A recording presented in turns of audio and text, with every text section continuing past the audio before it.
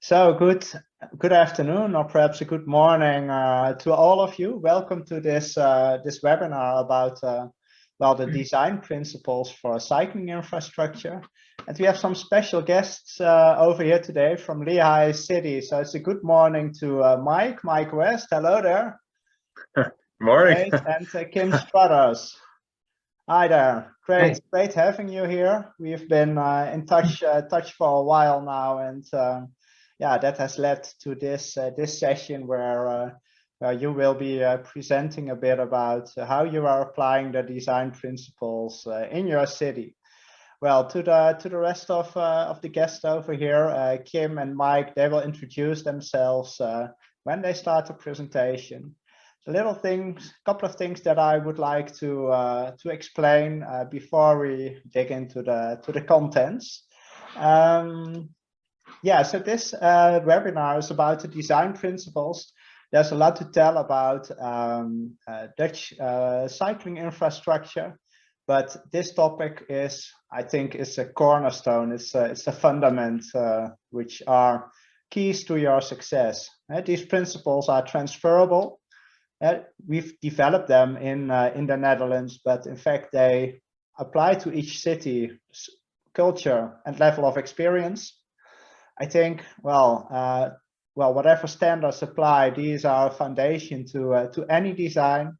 And by applying these in a structured way, this leads to better plans, designs, policies, strategies, and campaigns. So, and we will also, I think, hear firsthand how Lehi City have been using this and how this is leading to better plans, designs, strategies over there. So that is coming up in a minute. A little bit about the backgrounds of this webinar. Really short about the 5 design principles. Well, the main menu for today is the Lehi case studies, and there will be a short wrap up, but plenty of room for your questions and our answers at the end of the presentation. So if you have a question, you can share them in the chat already. And if you really would like to, speak up afterwards, then that will be after the presentation. I work at a company called DTV Consultants. One of the things that we are really proud of or have been working on is this design manual. So we were responsible of the contents of this book. And next to our consultancy work, we've been organizing trainings and educational programs for professionals for more than 25 years now. So I really teach engineers, planners, everything about traffic engineering, and internationally we really focus on cycling infrastructure. So this is a handout will be provided as well, but these are some captures of our annual bicycle infrastructure training in the Netherlands each year. There's one coming up in July, 3 to 7 July. And if you click on this, we have a great after movie that gives you an impression on how that is and what you learn from that. And my name is Tije, or you can shorten it to TJ in international context. And I'm here to help you to teach key factors in creating safe and successful cycling infrastructure. And as already mentioned, I like to give it a personal touch. Really like to learn from other cultures, from other cities, and to relate some Dutch knowledge and really to make it applicable to the local context over there. Our company is a member of the Dutch Cycling Embassy. One of the pillars over there that offers learning activities is the Learn pillar. Have a look at the DutchCycling.nl. There's a great wealth of knowledge, information, and practical tips available there. Just to recap on the design principles, or in brief, why a recap is we have some knowledge clips. They are available on the site of the Dutch Cycling Embassy. In short video clips that explain the 5 principles over there. So If you go to Dutch Cycling NL, there's a header on knowledge, and if you click through, you will find these clips. They're also, well, they're in the end available on the YouTube channel there. So if you find the YouTube channel of the Dutch Cycling Embassy, you will also find them. The 5 principles that we are talking about is cohesion, really thinking in networks, and in the end to provide a cohesive whole of our all our facilities, of our links or mid-blocks, intersections, but also traffic calming measures, bicycle parking facilities, in the end to create a complete network that enables basically a bicycle trip from anywhere to everywhere.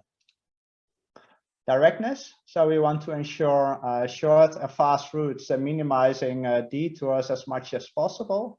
Of course, by on the one hand creating a direct bicycle infrastructure or facilities, and on the other hand, well, delaying or traffic calming measures and making car trips longer, so to say, through means of traffic circulation. Safety, to ensure a safe system for all by means of separation, avoiding points of conflicts as much as possible, and where this isn't possible, to minimize potential exposure and impacts through design, through, well, speed management, traffic calming, but also considering facts in terms of stress levels, exposure to pollutants. In the end, the benefits of cycling really outweigh a lot of costs involved in terms of road safety, for example. The 4th principle is really about comfort. The first 3 are more, well, perhaps quantitatively oriented principles, but we shouldn't underestimate the qualitative aspects, especially this really has to, well, in particular has to do with the fact that cyclists are human beings. Regardless if we are in Lehi City in the Netherlands or anywhere else in the world, we all are human beings. So we don't have protections. We are vulnerable road users. A bicycle has, well, 2 or 3 wheels, so we need to accommodate that by sufficient widths. It's human powered, so we don't want to waste energy. We are human beings. We seek comfort and ease. That's our natural thing. So we want to minimize stops. And we could go on and on like this.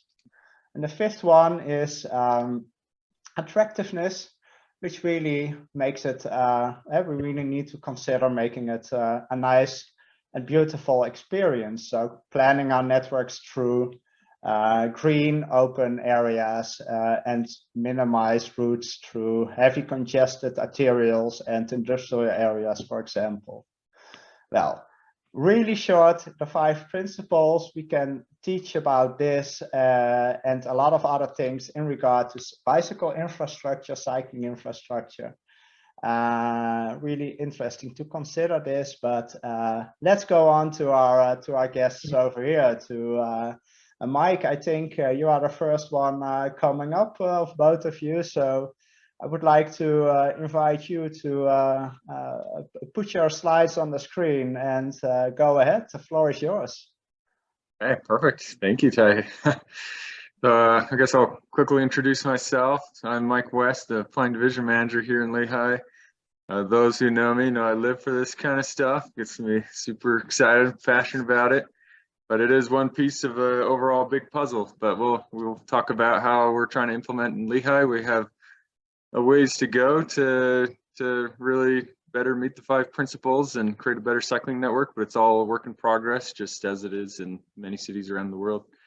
Let me pull up my slides here, and then Kim's gonna start us off with the slides, and I'll let him introduce himself. Okay, yeah, maybe while Mike's pulling that up. Okay, awesome. So yeah, I'm Kim Struthers. I'm the Community Development Director here at Lehi City. I've been here about 26 years, so I've seen, when I started, we were about 9,000 population, and now we're at about 80,000. So, but we thought we'd just, for maybe some of the international folks, just really quickly tell you where Lehi is located. So we are in the Western United States. We'll pull up a quick little map here. So yeah, we're over here in the West.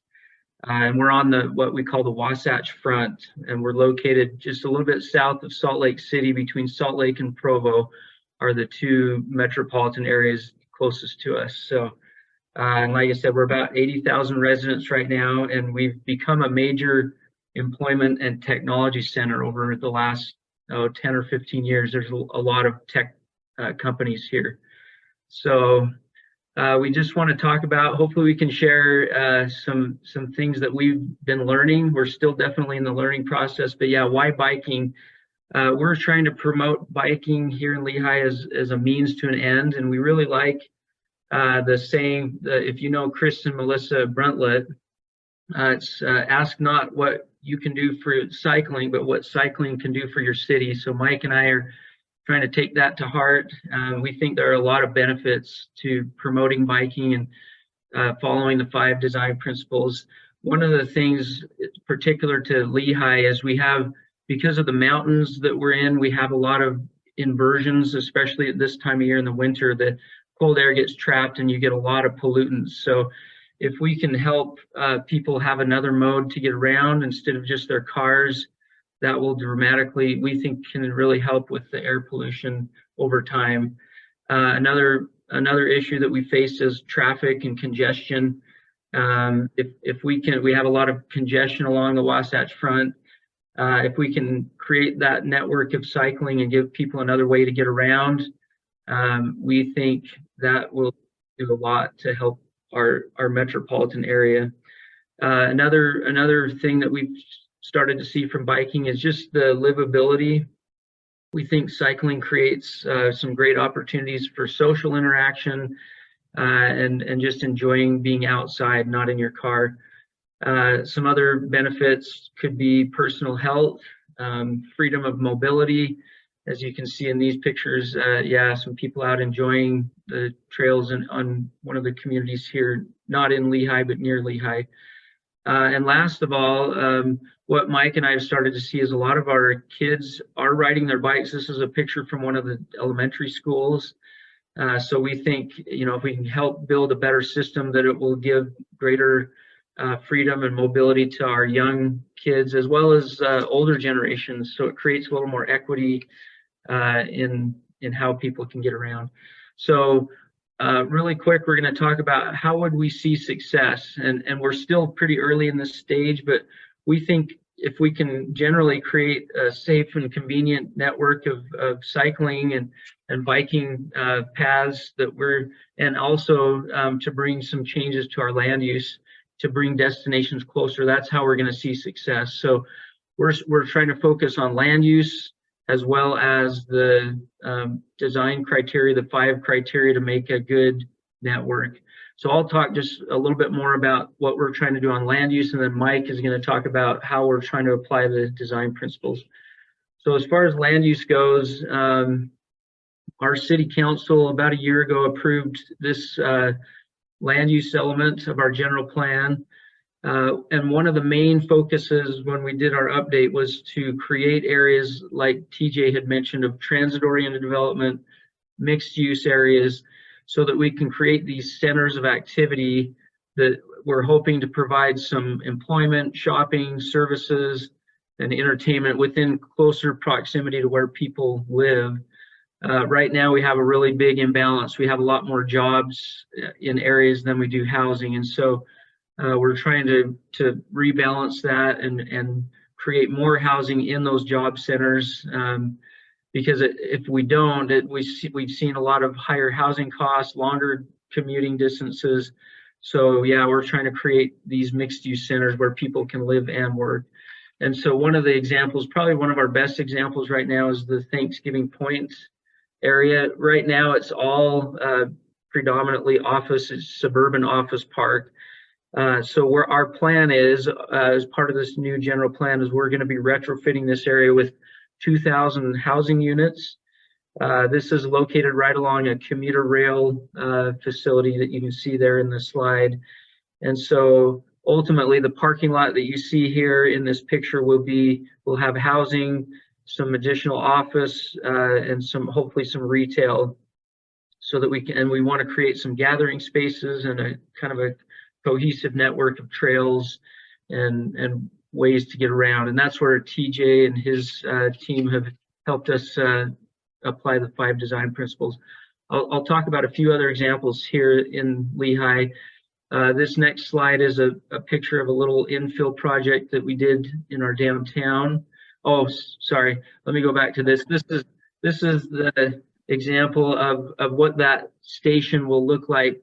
This is a concept that we had a consultant help us with. So you can see the yellow is the new housing units that we'll put in this area, and there will be some other housing. But yeah, that illustrates our hope is to create a center around that transit station. Okay, so then just a few other smaller examples. This is a little project in our historic downtown. This is a brand new building that just was finished a month or so ago, but it has retail on the ground floor, office on the second floor, and housing units on the top floor. So a great example of how we're trying to create those mixed use areas within our city. A couple of other examples. This one is also located on a future transit station area. This has some housing and some retail on the ground floor. We're trying to create these destinations for people to live and work in the same area. One other last example in our downtown. This is a mixed use project. This particular one was in a development where we had some housing units that would have been built farther away from the highway, farther away from some of the shopping, and we were able to work with the developer to take those units and condense them into a smaller area that was right next to the grocery store.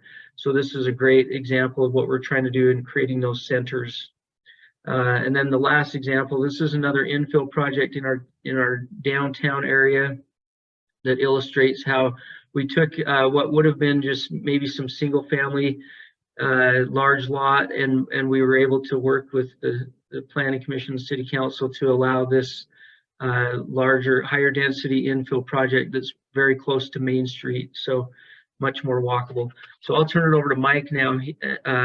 Let's see. I have one other thing I was going to talk about, and that is as part of our planning and efforts to create our more walkable areas, we have about 3 or 4 years ago, we adopted some street connectivity requirements, and I'll show you how we can illustrate that.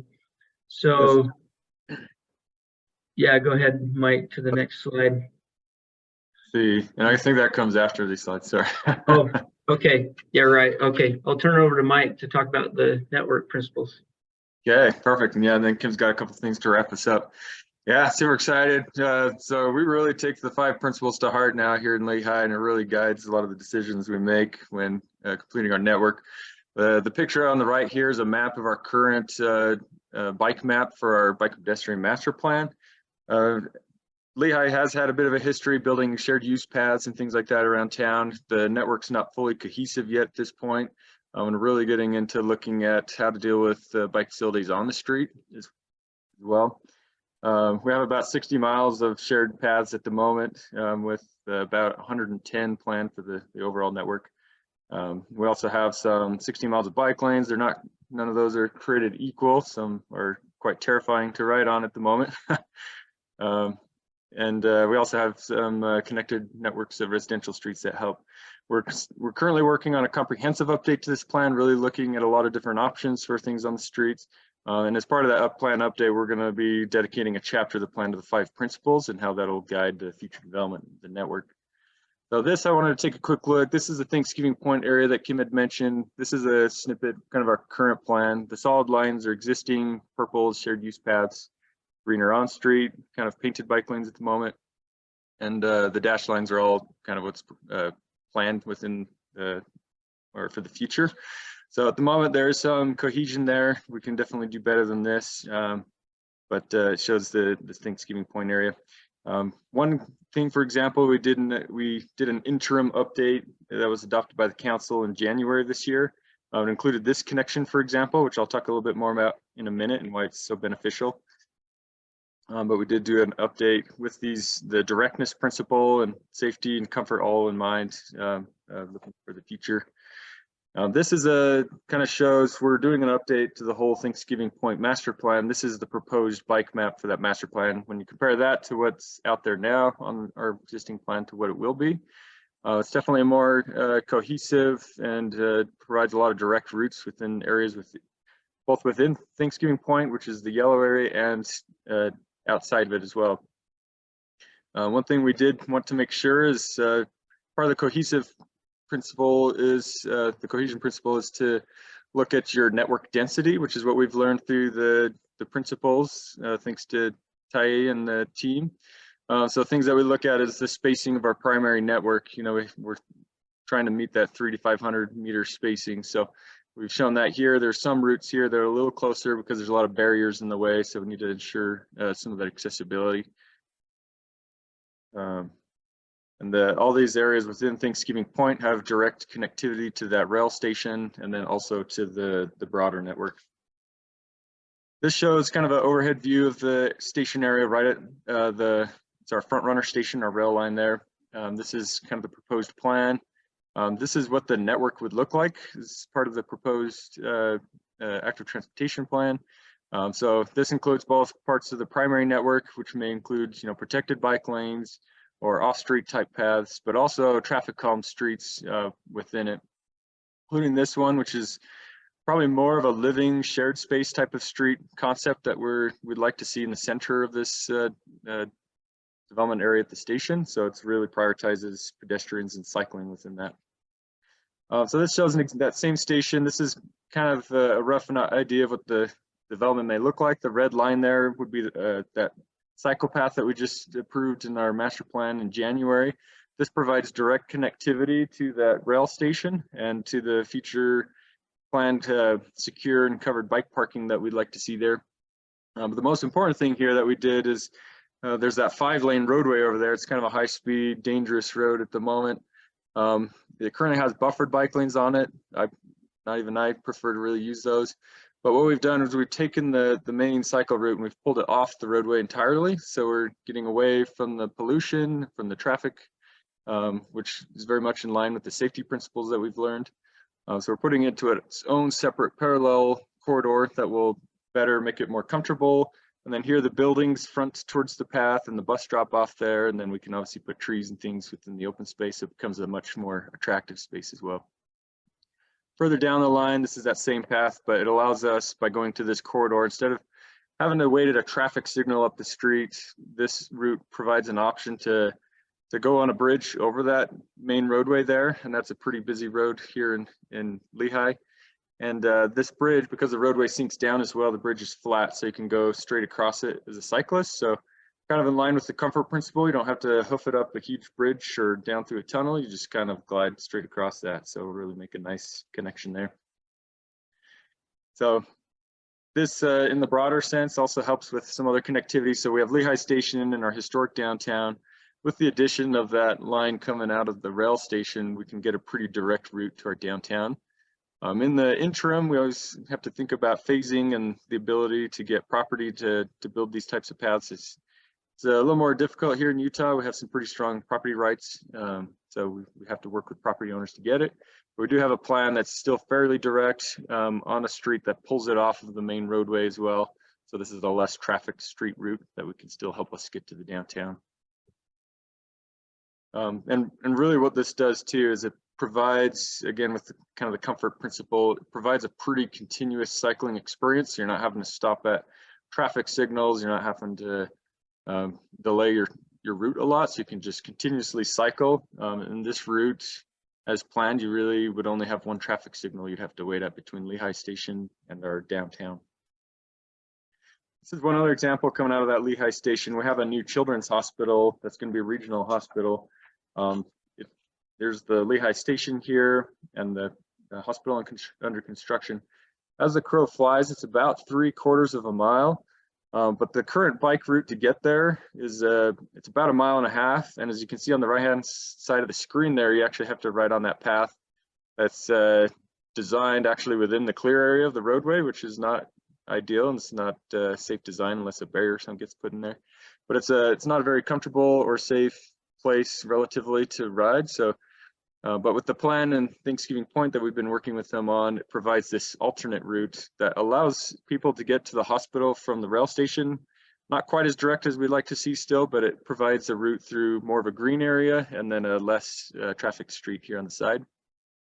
So as we learned in the directness principle, there's kind of a directness ratio, which is the distance of the actual route to the distances the crow flies.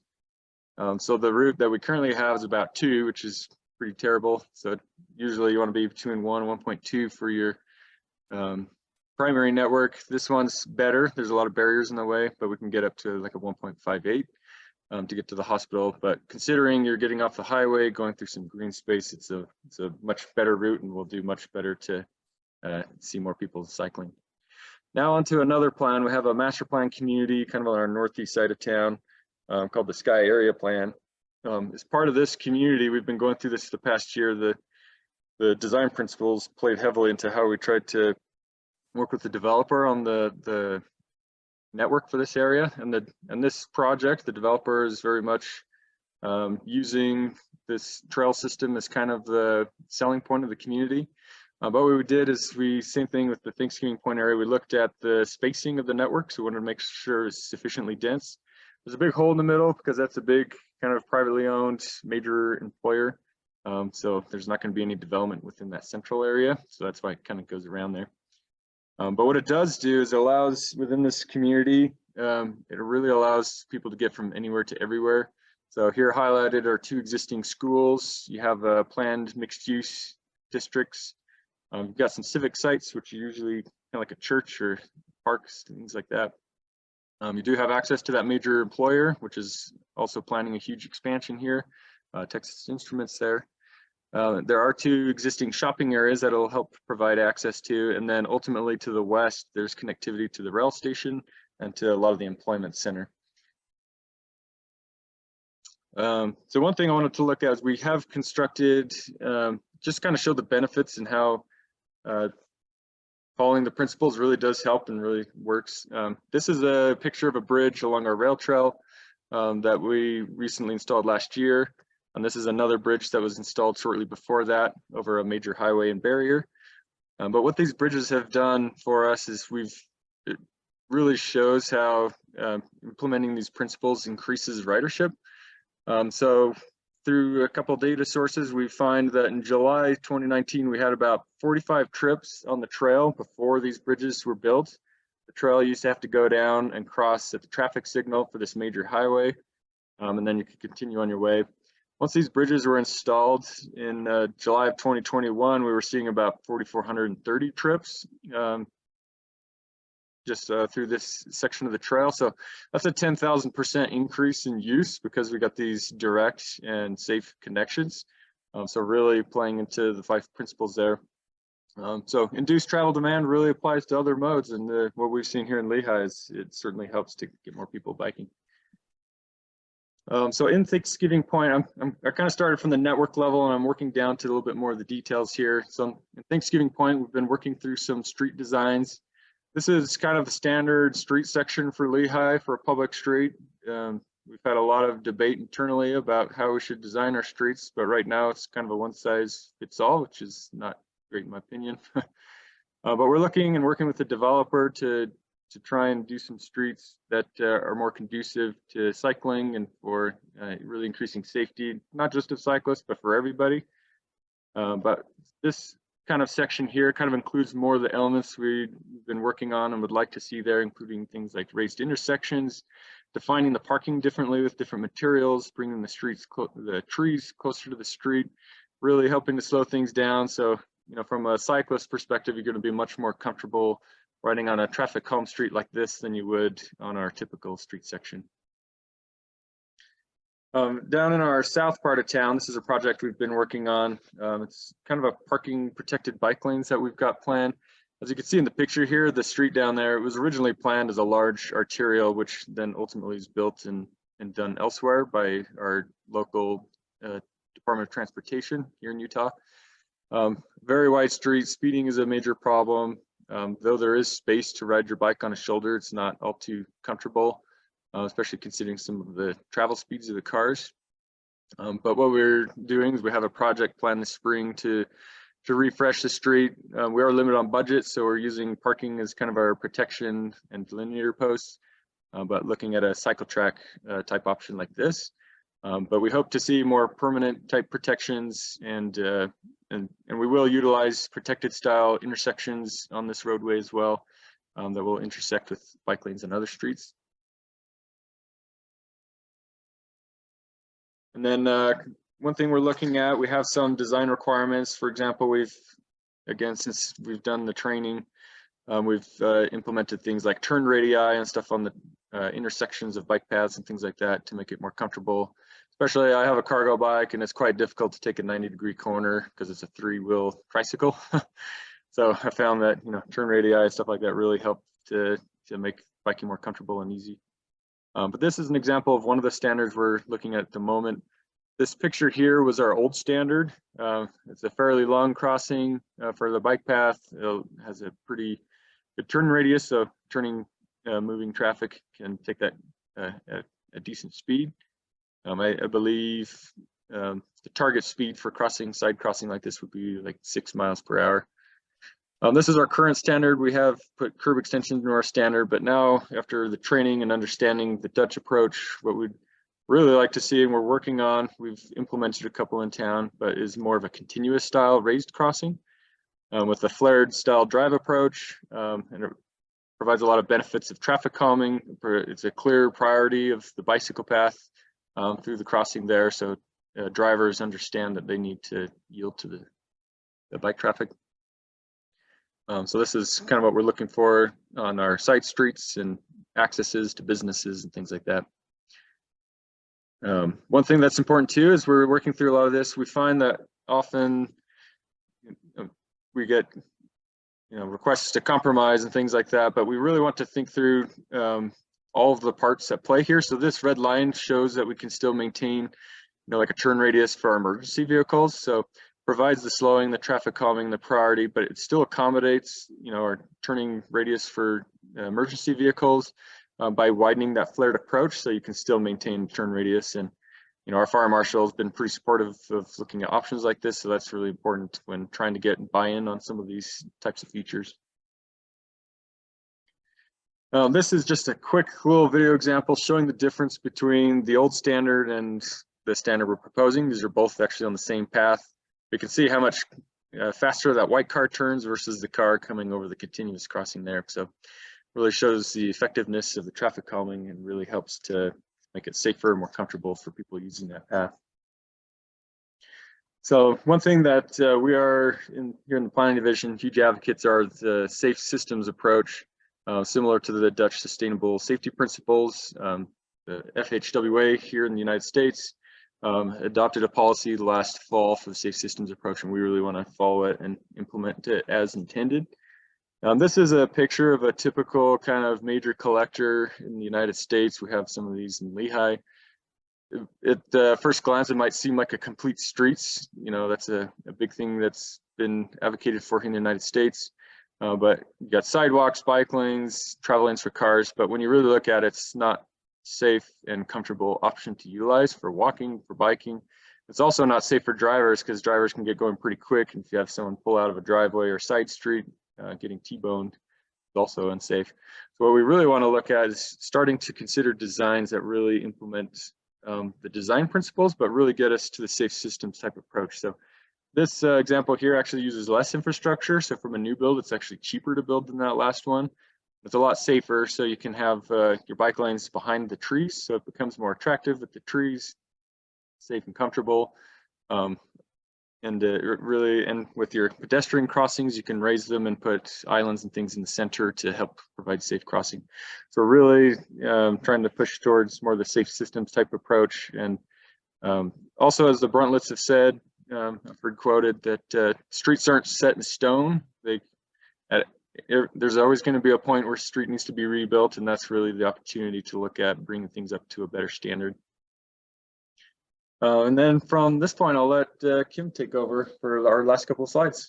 Okay, and I'll be quick. I know we want to, we still have some time for questions, but so yeah, several years ago we started creating these street connectivity requirements. And originally, we were trying to make it was more for vehicle travel and things, to make sure we have a lot of people just like to do cul-de-sacs and dead-end streets, and so we put these in place originally to help with the street network, but we also saw that it helped improve walkability and it helps disperse the traffic impact.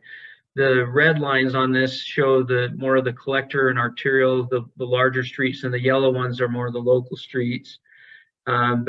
So yeah, it helps provide bike route options off of those main roadways so that you can get around without having to go on those busier roads. I think from this point forward, we're going to try and redefine these connectivity requirements and create more direct routes that help for biking and walking, and better manage the vehicle access on those collector and arterial roads. Yeah, we think that if we can continue to work towards this principles of cohesion and directness, we can improve our bike network that would help provide more direct and dense network for bicyclists than driving. And I think that would help support more localized trips for biking. And then the last thing I was going to mention is we also do have requirements for bike parking. The picture on the left is an indoor bike parking facility. If we have a large office tenant or a large office employment center, we require indoor bike parking like you see there. The other one is more of just an outdoor rack but we do require on all businesses, any kinds of uses that we know will be a destination, we require a certain number of bicycle parking. It's based on how much vehicle parking, and we require a percentage of that to also be bike parking. So yeah, we still have a long ways to go, a lot to work on, but I think that's all of the slides that we had. We hope that was useful. We're excited to share what we've been learning. Yeah, thanks so much, Mike and Kim. Before we enter the questions, let's wrap up the all talking part, or us sending part, so to say. As mentioned already, a training coming up in July, but also some online trainings, live online sessions on bikeonomics, how to build your case for cycling and cycling infrastructure, but also one about bike parking coming up. Visit our website to get more information. This is another webinar in our monthly series, so there are more webinars coming up. Keep an eye out. Follow us on our Twitter, LinkedIn.